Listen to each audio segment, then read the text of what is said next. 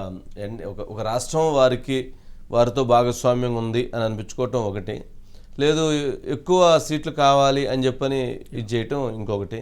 సరే, ఈ ఈక్వేషన్స్లో మనం ఏంటనేది రేపు రాబోయే దాంట్లో చేస్తే పొత్తులు అయిపోయిన తర్వాత చంద్రబాబు నాయుడు కానీ పవన్ కళ్యాణ్ గారు కానీ మరి కార్యకర్తల్ని వీళ్ళందరినీ ఎలా ఎడ్యుకేట్ చేసి వాళ్ళని ఎలాగా చేయడానికి నెక్స్ట్ ఎలాంటి స్టెప్స్? తెలుగుదేశం పార్టీకి కానీ జనసేన పార్టీకి కానీ ఇద్దరు అధినాయకులు చెప్పినటువంటి నిర్ణయాన్ని ఆ పార్టీలు శిరోధార్యంగా భావిస్తే వాళ్ళు తీసుకున్నటువంటి నిర్ణయానికి వాళ్ళు కట్టుబడి ఉంటారు. ఎందుకంటే వారి తర్వాత ఉన్నటువంటి నాయకత్వం మొత్తం కట్టుబడి ఉంటుంది, వారి తర్వాత ఉన్నటువంటి నాయకత్వం కార్యకర్తలందరూ కట్టుబడి ఉంటారు.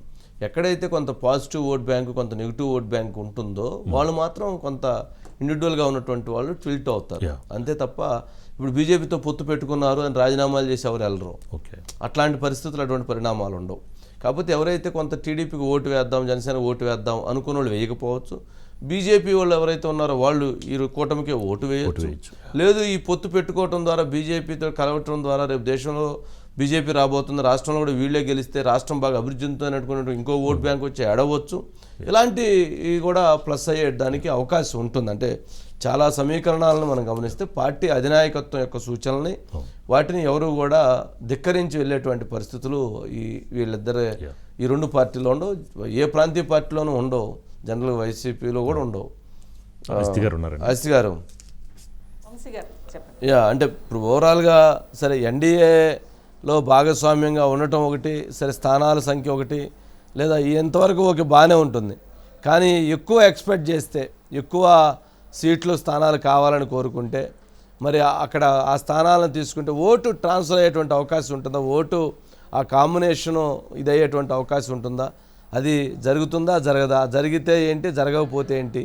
దీంట్లో వైసీపీ థింకింగ్ ఎలా ఉంటుంది? వైసీపీ ఏం ఆలోచిస్తుంది? వంశీ గారు, అంటే ఒకటి ముఖ్యంగా ఈసారి పొత్తు విషయంలో మాత్రం, ఎందుకంటే అటు బీజేపీకి సంబంధించి బీజేపీ అవసరాలు ఏంటి అని అనేది మనం అనుకున్నాం, అదేవిధంగా టీడీపీకి సంబంధించి.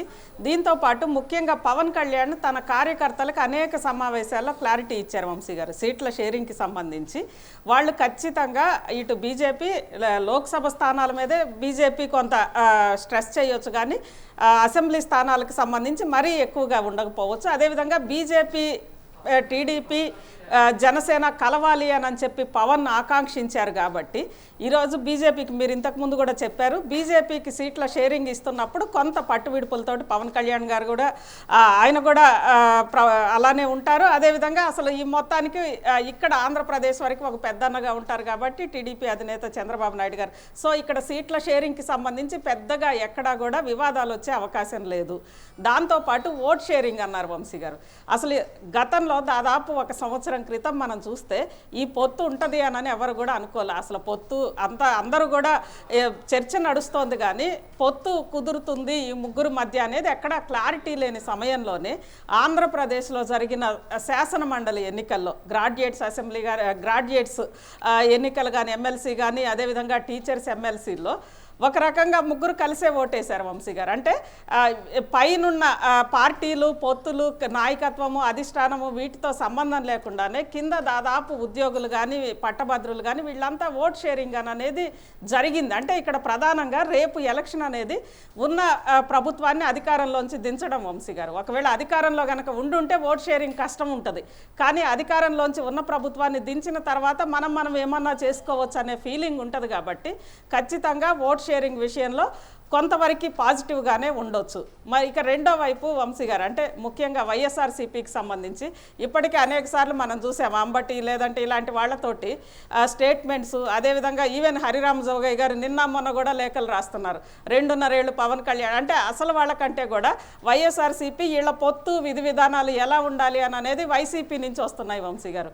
అంటే వాళ్ళు రెచ్చగొట్టవచ్చు, ఇటు ముఖ్యంగా జనసేనని రెచ్చగొట్టవచ్చు, లేదంటే బీజేపీని రాష్ట్రంలో రెచ్చగొట్టినా అక్కడ కేంద్రం కాబట్టి బీజేపీని రెచ్చగొట్టినా అక్కడ పెద్ద ప్రయోజనం ఉండదు వంశీ గారు.